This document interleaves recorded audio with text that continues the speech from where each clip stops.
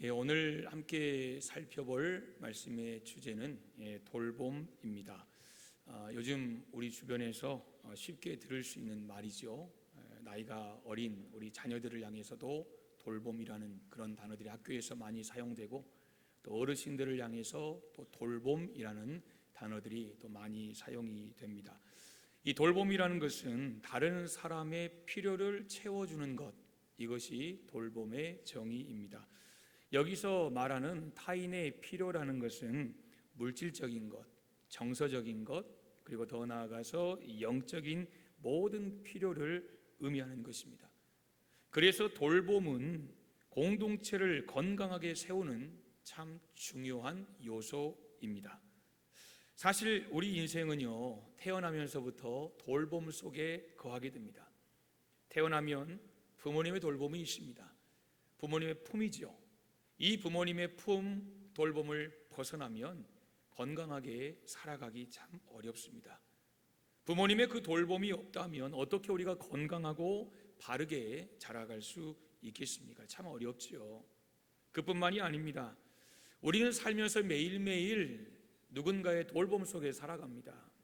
때로는 부모님의, 때로는 자녀들의, 때로는 남편과 아내의 돌봄 속에, 때로는 형제자매들의 돌봄 속에, 때로는 이웃들의 돌봄 속에 우리가 살아갑니다. 서로의 관심과 사랑의 돌봄으로 우리는 매일매일을 건강하게 또 행복하게 살아갈 수 있게 되죠. 그런데 여러분, 우리는 눈에는 보이진 않지만 우리가 살면서 누리고 있는 특별한 돌봄이 있습니다. 바로 하나님의 돌보심입니다. 오늘 이 자리에 있는 저와 여러분, 우리 모두는 이미 하나님의 돌보심을 경험한 사람입니다. 생각해보면 하나님께서 우리를 돌보셨기에, 그리고 돌보심 속에 우리가 있기에 우리가 이 자리에 있는 것 아니겠습니까? 우리가 성경을 읽다 보면 성경 여기저기에서 하나님이 어떤 분이신가를 우리에게 소개하는 단어들이 있습니다. 그게 바로 하나님의 이름들입니다. 성경에는 하나님의 이름이 참 많습니다. 여러분, 우리가 이름이라고 말할 때 이 이름은 상대를 정의합니다. 어떤 사람인지, 그리고 그 사람을 정확하게 규명할 수 있는 것이 바로 이름입니다. 그러니까 그 대상의 이미지를 결정하는 가장 커다란 잣대가 바로 이름이라는 것입니다. 별것 아닌 이름 같아도 그 속에는 수많은 메시지들이 담겨 있습니다. 그래서 이름은 바로 그 대상 자신, 그 대상의 모든 것이다 라고 우리가 말할 수도 있습니다. 누군가 제 이름을 부릅니다. 야 성구야, 정성구라고 부를 때, 여러분, 누군가가 제 이름을 부를 때 단순히 호적 등본에 적힌 글자를 읽는 게 아닙니다. 정성구, 이 세 글자를 읽는 게 아니라 성구야, 정성구라고 이름 세 글자를 부를 때는 저의 외모와 저의 성품과 저의 성격을 모두 포함한 정성구라는 한 인격체를 부르는 것, 이게 바로 이름을 부르는 행위입니다. 사람이든 지역이든 여러분, 모든 이름에는 사연이 있어요. 그리고 뜻이 있어요. 즉 그 이름 속에 담겨져 있는 뒷이야기가 있다라는 것입니다. 성경에도 이름이 많잖아요. 성경에도 지명도 많고 사람 이름도 많은데, 사실 우리가 그 지명이나 사람 이름을 알면, 그 의미를 깨달으면, 아, 이런 사건 하나님이 또 이렇게 인도하시겠구나, 인도하셨구나를 우리가 알 수 있어요. 하나님의 이름도 마찬가지예요. 여러분, 하나님은 절대자세요. 초월자세요. 위대하신 분이세요. 그리고 그분이 우리 아버지세요. 그런데 절대자이신 하나님, 우리의 아버지 되시는 그 하나님께서 우리를 부르실 때, 우리를 향해 오실 때는 항상 예의를 갖춰 주셨어요.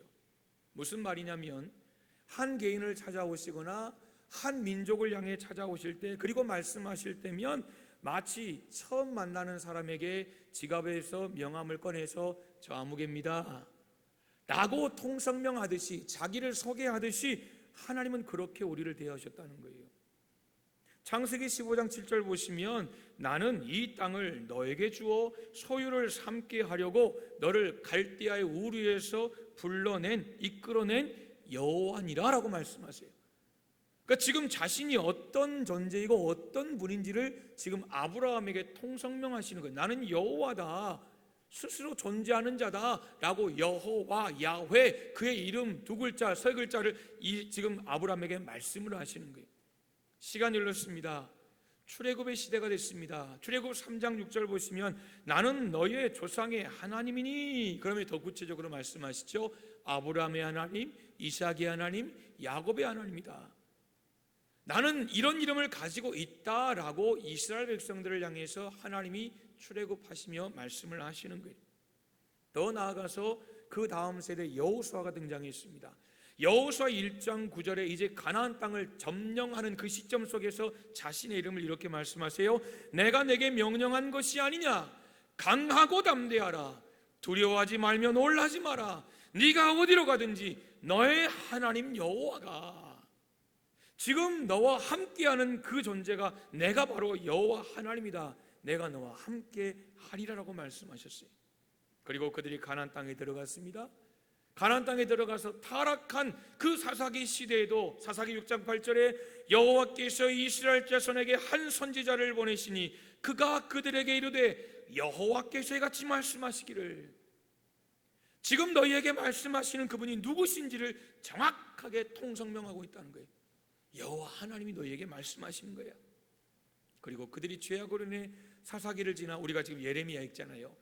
예레미야, 여러분 이제 포로로 끌려가고 끌려오고 이런 상황 속에서도 예레미야 29장 4절에 하나님이 이렇게 말씀하셨어요. 만군의 여호와 이스라엘의 하나님께서 그랬어요. 내가 역사를 할 텐데 내가 누구냐면 나는 만군의 여호와 이스라엘의 하나님이야 라고 자신을 알려주셨다는 거예요. 여러분, 그분은 언제나 자신의 놀라운 일을 하시기 전에 한 개인을 향해, 한 민족을 향해 자신의 이름부터 밝히셨어요. 내가 누구인지. 그리고 이렇게 선포된 하나님의 이름 속에 그분은 그분의 속성을 담으셨고, 그분의 성품을 담으셨고, 그분의 능력과 그리고 그분이 행하신 일, 그리고 행하신 일을 그 속에 다 담아내셨다는 거예요. 여러분, 하나님의 이름에는요 다양한 사건이 담겨 있어요. 여러분이 알고 있는 그 하나님 이름을 생각해 보세요. 그냥 갑자기 하나님이 야, 나 누구야? 라고 말씀하신 게 아니에요. 어떤 특정한 사건과 상황과 환경 속에 처해 있는 하나님의 사람들에게 나타나셔서 내가 이런 사람이, 내가 이런 존재다, 나는 이런 하나님이라는 것을 보여주시는 것이 하나님의 사람들이 택한 사건과 상황과 환경 속에 드러난 하나님의 이름이에요. 그래서 하나님의 이름 속에는요 그분의 마음이 담겨 있어요. 그분의 뜻이 담겨 있어요. 내가 널 이기게 해주겠다는 거예요. 나는 너를 이기게 해주고 싶다는 거예요. 영적 전쟁이든 육적 전쟁이든 그 어떤 전쟁이든 내가 앞서서 깃발이 돼서 널 이기게 해주겠다는 거예요. 내가 널 고쳐주고 싶다는 거예요. 네가 건강하게 치료받아서 네가 회복되어서 내 자녀답게 이 땅에서 더 건강한 또 다른 사명을 감당하기를 원하시는 그 하나님의 마음이 하나님의 이름 속에 그대로 녹아져 있다는 거예요. 또한 하나님의 이름은 성경에 기록된 믿음의 선배들, 믿음의 사람들 뿐만 아니라 올 2025년 오늘을 살아가는 저와 여러분, 그리고 우리 자녀들 다음 세대도 똑같이 하나님의 그 놀라운 돌보심 속에 여전히 있다는 것을 우리에게 보여주는 것이 바로 하나님의 이름입니다. 믿으십니까? 이게 하나님의 이름이에요. 하나님의 이름. 그 하나님의 돌보심이 하나님 이름 속에는 그대로 녹아져 있다는 거예요. 시편 91편 4절에서 이 시편 기자는 이렇게 말합니다. 그가 너를 그의 깃으로 덮으시리니 네가 그의 날개 아래에 피하리로다. 가끔 궁금할 때가 있어요. 여러분, 오늘 예배 마치고 나가시면 그 우리 철탑 있잖아요. 십자가. 그 십자가에 보면 이 까치인지 까마귀인지 모르겠어요. 뭔 새인지 아마 독수리가 있지 않을까 싶은데, 우리 교회 수준 맞게 이 독수리가 지금 집을 지었거든요. 근데 여러분, 집을 지었는데 얼마나 나뭇가지를 주웠는지, 얼마나, 여러분 보세요. 예전에는 그냥 한 층이었거든요. 그런데 얘도 이제 조금 이거 안 와봐요. 그래서 2층, 3층으로 지금 지어요. 아마 몇 층까지 질지 모르겠어요. 그런데 가끔 그 둥지를 보고 있자면 궁금한 게 그거예요. 야, 눈 오면 쟤들 어떻게 하지? 비가 막 오잖아요. 여러분, 우리 우산 쓰고도 막 이 심란할 때 있잖아요. 야, 그러면 쟤들 어떻게 하지? 그런 생각이 들 때가 있어요. 여러분, 어떻게 할까요? 그럴 땐 어디 동굴로 들어가겠죠. 어디 교회로 들어오나요? 아니요, 들어오면 쫓아내요. 제가 막 쫓아내요. 나가라고. 너희 있을 때 아니라고. 여러분, 오늘 시편 91편 4절이 그거예요. 그가 너를 그의 깃으로 덮으시니 추워 벌벌벌 떠니까요. 여러분, 이 어미 독수리가 이 깃 덮어주는 거예요. 그러니까 그 밑에 따뜻한 거예요. 비가 오고 눈이 어떻게 해요? 아예 그냥 덮어버려요. 실제로 여러분 영상에 보니까 이러고 있더라고요. 이러고 있더라고요. 비가 오면 다 맞아요. 누가요? 아비새가. 우리 항상 어미새라 그러니까 오늘 아비새가. 여러분 그렇잖아요. 눈이 와도 아비새가 이렇게 맞고 있는 거예요. 그 날개 아래에 피하리로다. 누가 피해요? 예, 아기새가 새끼새가 다 그 아래 피하는 거예요. 돌보심 속에 있는 거예요. 똑같은 거예요, 여러분. 우리는 하나님의 돌보심 안에 그분의 깃, 그분의 날개 아래에 있는 거예요. 그분의 날개 아래에서 우리는 쉼을 얻는 거예요. 그리고 필요한 것을 공급받는 거예요. 여러분, 이런 우리의 삶에는 하나님의 성품, 오늘 돌봄이 하나님의 성품이잖아요. 하나님이 행하신 속성이잖아요. 이 돌봄이 우리에게 나타나야 되는 거예요. 하나님께서 보여주신 사랑과 돌봄의 모습을 공동체 우리가 보이는 거예요. 나 혼자 나를 돌보는 거 아니에요. 여러분, 나 혼자 나를 돌보는 거 이게 애기 그러잖아요. 뭐 아기는 뭐 자기 자신도 돌볼 수 없는 것이 아기라고 말하지만 나 혼자 잘 먹고 잘 사는 건 이건 아기예요. 아기. 그렇잖아요. 아직 어린 거예요. 하나님께서 보여주신 사랑과 돌봄의 모습을 우리가 공동체에 보여주는 거예요. 그러면서 교회를 온전하게 세워나가는 책임, 의무, 이것이 여러분 저와 여러분에게 있다는 거죠. 오늘 그것을 우리에게 요구하시면서 사도행전 4장에 바나바라는 사람을 등장시켜요. 이 사람은 돌봄의 사람입니다. 성경 보시면 바나바는 구브로 섬 출신이에요. 그리고 레위 사람이에요. 원래 이름은 요셉이에요. 본명은 요셉이고 그리고 큰 부자였어요. 사도행전 11장에 보시면 성령과 믿음이 충만한 사람이었어요. 그러니까 성령과 믿음이 충만하기 때문에 바나바를 통해 교회가 아름답게 세워져 가고 있어요. 그리고 바울 사도가 이제 첫 안디옥 교회를 시작으로 이제 전도 여행을 시작할 때, 선교 여행을 시작할 때 이 짝꿍이었던 사람이 바로 이 바나바입니다. 이 이야기는 이제 저 뒤에 나오죠. 오늘 본문에 등장하는 바나바의 삶을 통해서 우린 돌봄에 대해 말씀을 나누고 싶은데요. 두 가지로 함께 말씀을 나누겠습니다. 첫 번째, 오늘 바나바는 교회 공동체 안의 성도들의 실질적인 필요를 채워주는 그런 사람이었습니다. 실질적인 필요를 여러분 채워주는 그런 돌봄의 사람이었다는 거죠. 사도행전 2장을 보시면 여러분 잘 아시는 초대교회가 나오죠. 여러분, 이 초대교회는 얼마나 사랑이 풍성했던지, 사랑의 공동체, 이게 초대교회입니다. 초대교회는 내 것을 내 것으로 주장하지 않았어요. 그러면서 필요한 것들을 아낌없이 서로 나누었습니다. 분명히 소유주는 있어요. 이게 내 거예요. 그러나 내 거지만 누구나 쓸 수 있도록 그냥 오픈해 놓는, 이게 초대교회의 모습이었죠. 그래서 저자 누가는 당시 초대교회 분위기를 이렇게 전합니다. 사도행전 4장 32절 보시면 두 번째 줄에 모든 물건을 서로 통용하고 자기 재물을 조금이라도 자기 것이라 하는 이가 하나도 없더라. 여러분, 공산주의가 아니거든요. 부유한 사람, 잘 사는 사람일 거 뺏어다가 똑같이 나눠준다. 이게 공산주의 원리잖아요. 그런데 사실 그게 어디 세상에 그런 원리를 적용을 할 공동체가 어디 있겠어요. 사람들은, 이 인간은 악이 안에 죄인이기 때문에 더 갖고 싶은 것이 솔직한 인간이에요. 여러분, 오늘 초대교회 빼앗아서 똑같이 분배한 게 아니에요. 교회 안에 들어올 때 사유재산 없습니다. 다 교회 재산으로 돌립니다. 이것도 아니에요. 내 것이 있고 너의 것이 있어요. 정확하게 구분이 되어 있어요. 사유재산이 인정되지 않은 교회였다면 바나바의 헌신은 위대한 헌신이 아니에요.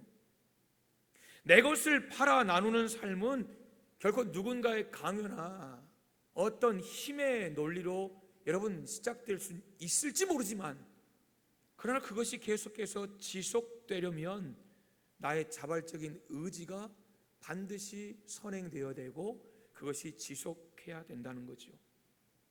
내 것은 다 소중합니다. 여러분 그렇지 않습니까? 심지어 남들 볼 때 아무것도 아닌 것도요, 내 것은 소중한 거예요. 내 건 소중해요. 여러분, 예수님께서 우리의 삶에 정해주신 이웃 사랑의 기준이 뭔 줄 아십니까? 이웃 사랑의 기준은 나예요. 나예요. 내 자녀들이 귀합니까? 남의 새끼들 귀한 줄 아라는 거예요. 내 돈이 귀합니까? 남의 돈도 귀한 줄 아라는 거예요.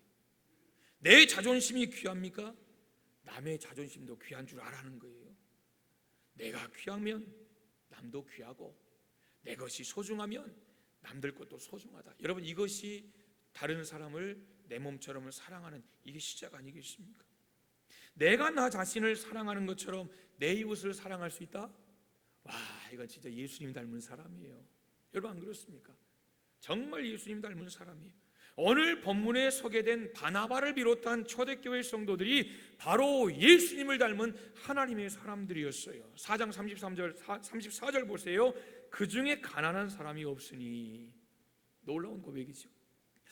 누군가의 전도에 의해서 예수님을 믿기 시작할 때는 분명히 가난과 부, 이게 여러분 딱 봤을 때 판별이 됐다는 거예요. 아, 저 사람 가난한 사람이야. 우리는 왜 이렇게 못 사나? 왜 이렇게 먹을 게 없나? 이런 것을 분명히 누구나 할 수 있었다는 거죠. 근데 예수님을 믿고 신앙생활을 했습니다. 초대교회 안에 들어왔습니다. 그 안에서는 아무도 모른다는 거예요. 이 사람이 가난한 사람인지, 이 사람이 뭐 없는 사람인지 알 수도 없고 알고 싶지도 않고, 성도 중에 가난한 이가 하나도 없었다 그랬어요. 왜요? 사도행전 2장에서, 오늘 본문 4장에서 여러분 그 이유 뻔한 거 아니에요? 성도들 중에 자기 재물을 조금이라도 자기 것으로 여기는 사람이 하나도 없었다는 거예요. 서로의 필요를 채워주는 돌봄이 결국 바나바를 중심으로 초대교회 안에 넘쳤다는 거예요. 여러분, 이런 운동들이 이 초대교회 안에 하나의 이 선한 운동으로 막 드러났던 것 같아요.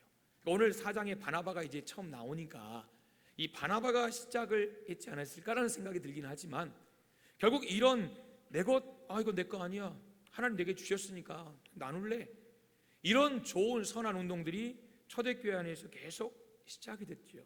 그래서 5장에도 나오잖아요. 아나냐 삽비라가 보니까 괜찮은 것 같아요.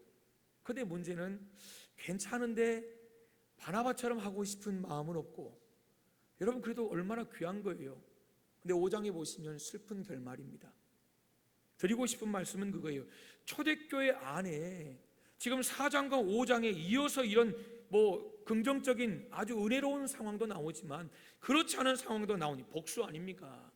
이런 일들이 일어나고 있다는 것은 지금 초대교회 성도들 안에 이런 귀한 운동들이 여기저기서 일어나고 있다는 것을 우리가 알 수가 있는 대목이에요.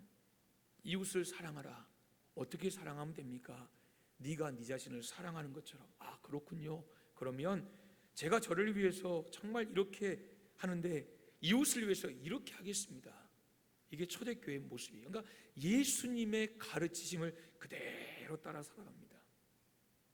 초대교회는 정말 단순한 교회예요. 정말 순수한 교회예요.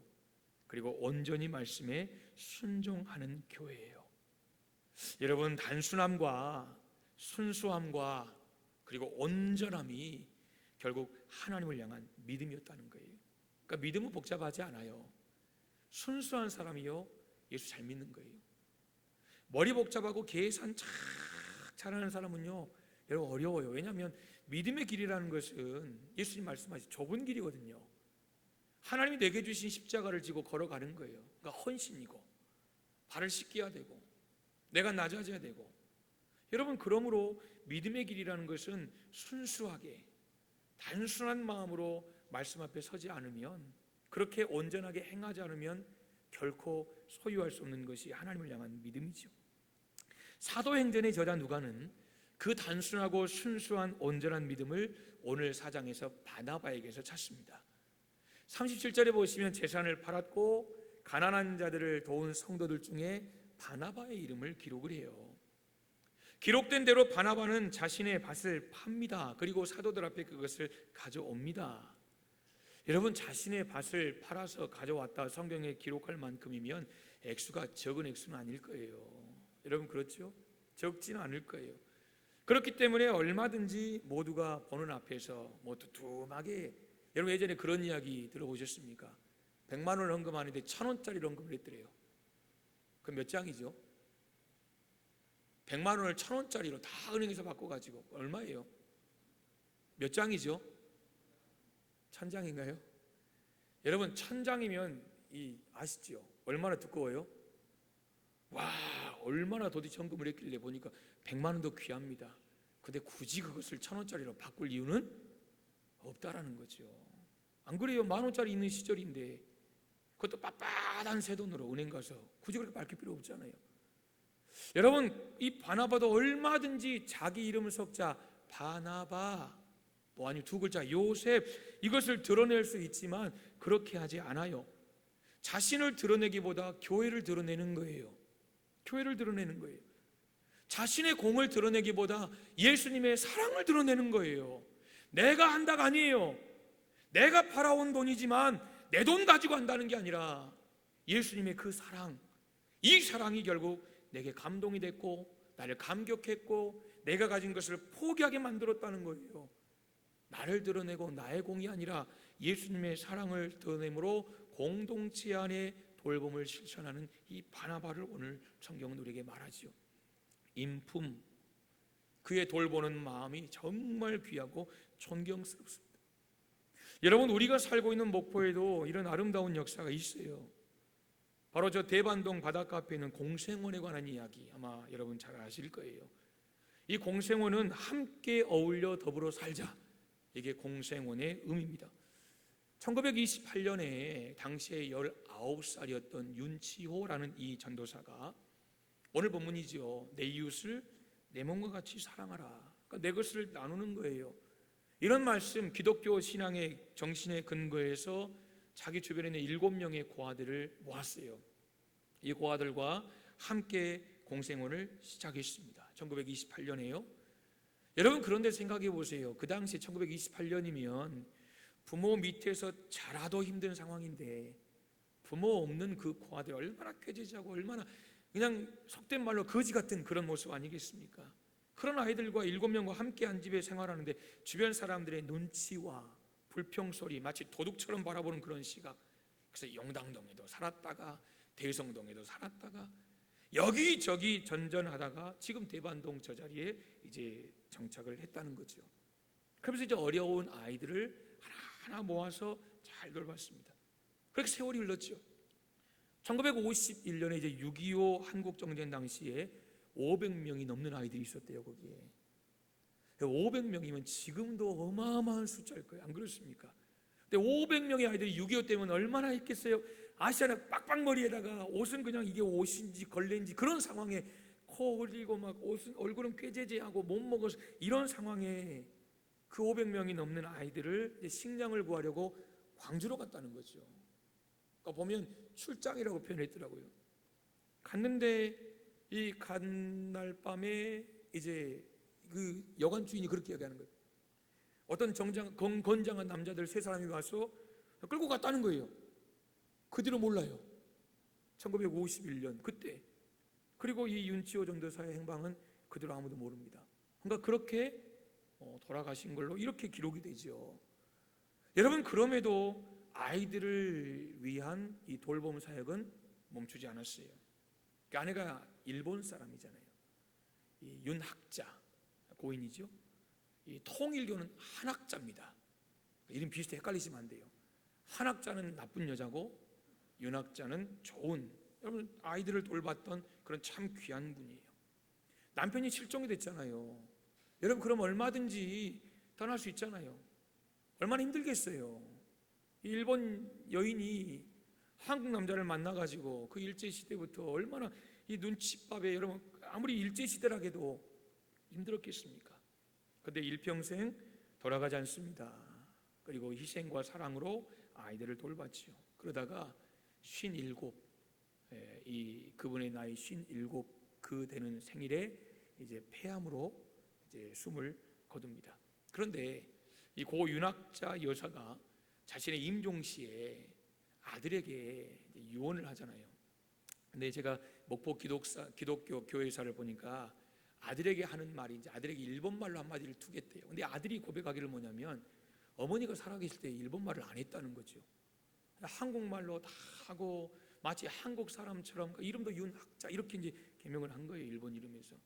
그렇게 사셨던 분이 일본말로 한마디를 툭 하시더라고요. 자기는 처음 들었대요. 어머니가 이렇게 일본말 하는 거. 뭐였냐면 매실장아찌가 먹고 싶다는 거예요. 매실장아찌가 먹고 싶다. 그 어머니가 했던 그 유언 같은 말이었다는 거죠. 여러분 어릴 때 먹었던 그 매실장아찌, 여러분 일본 사람이 한국으로 시집와서 고국이 그리웠지 않았겠습니까? 왜 가고 싶지 않았겠습니까?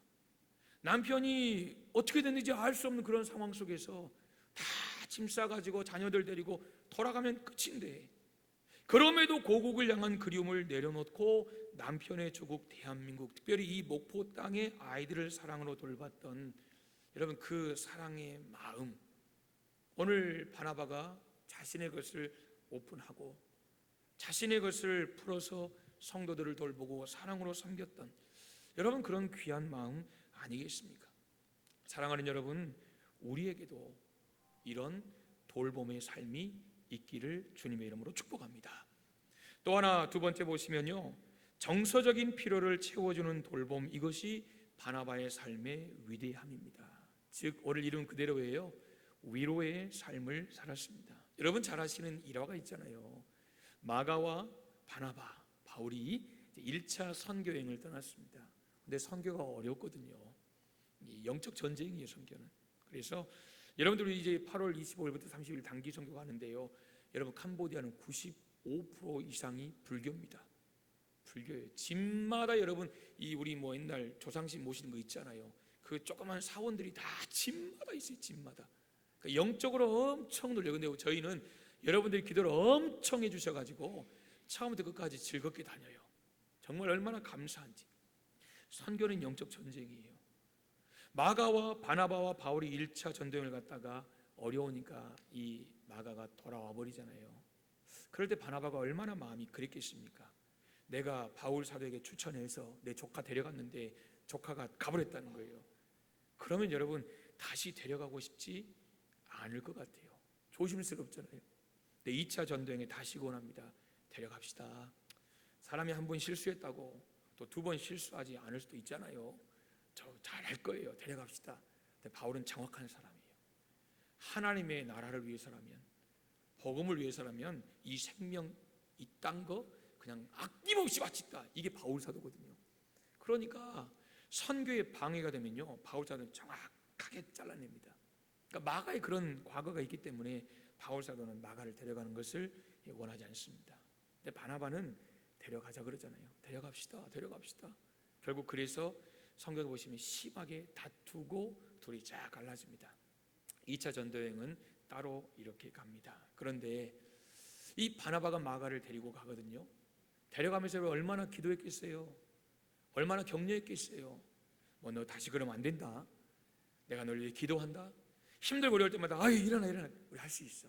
다시 하나님 안에서. 여러분 이런 바나바의 격려와 삶이요 결국 마가를 키워요. 쑥쑥 키웁니다.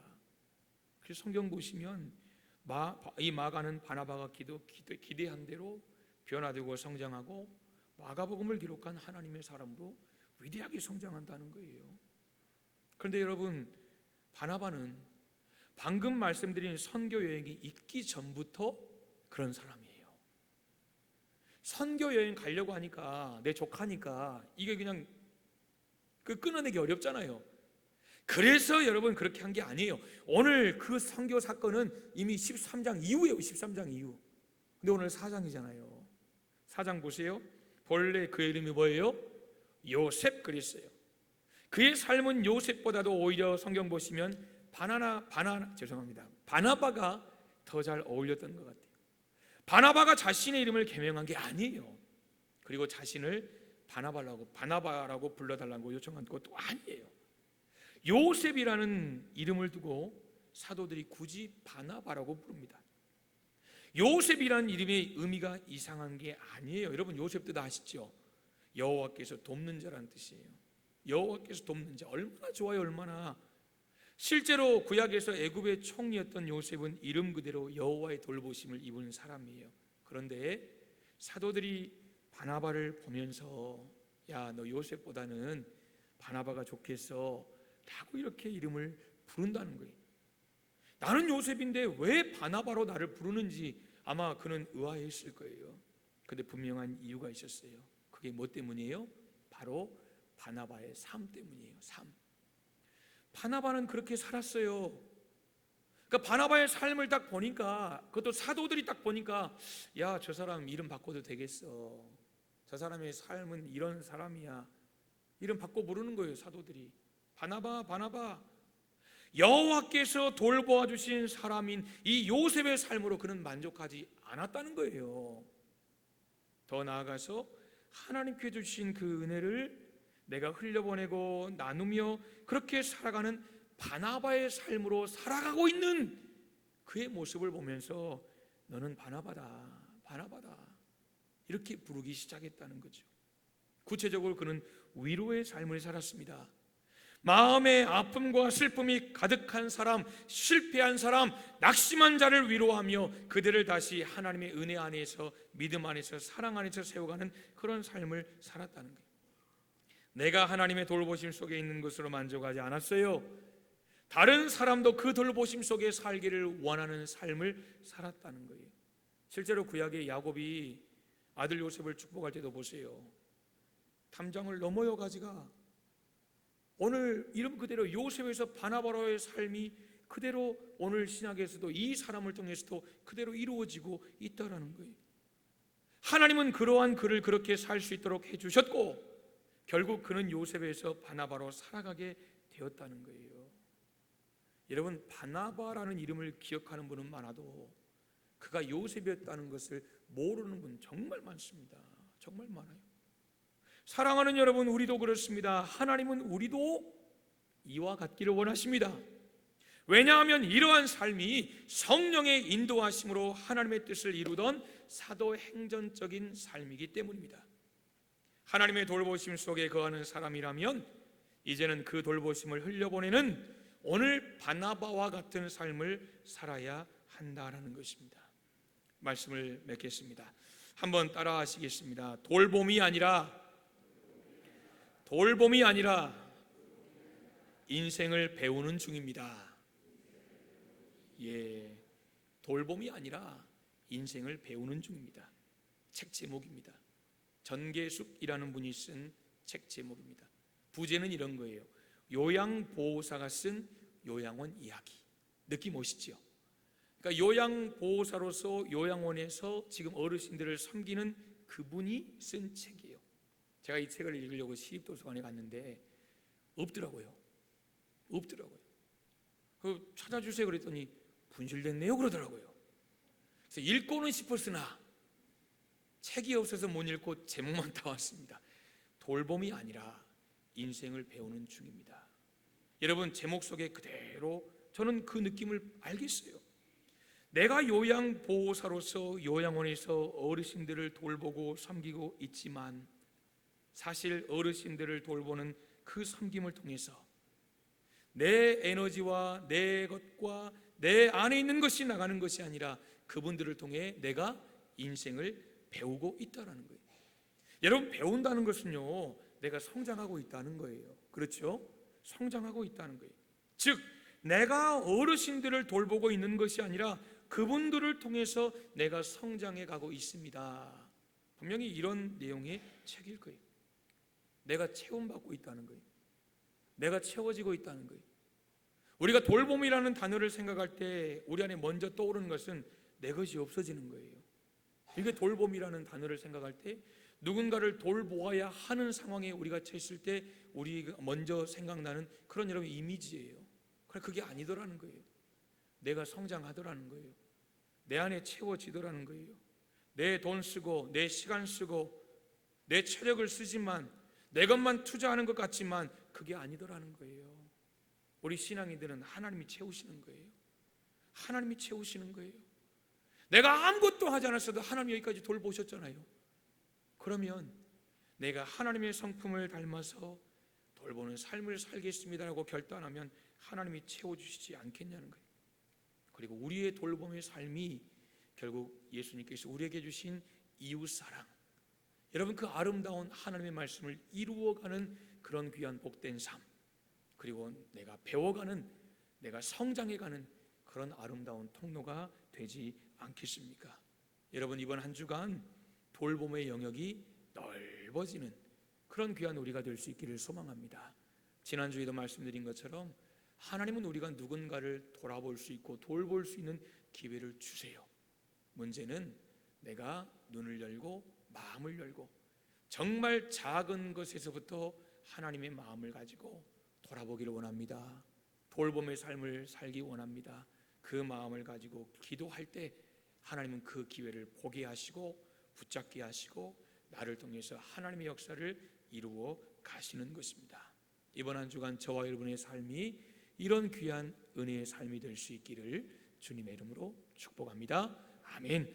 하나님 아버지, 은혜를 감사합니다.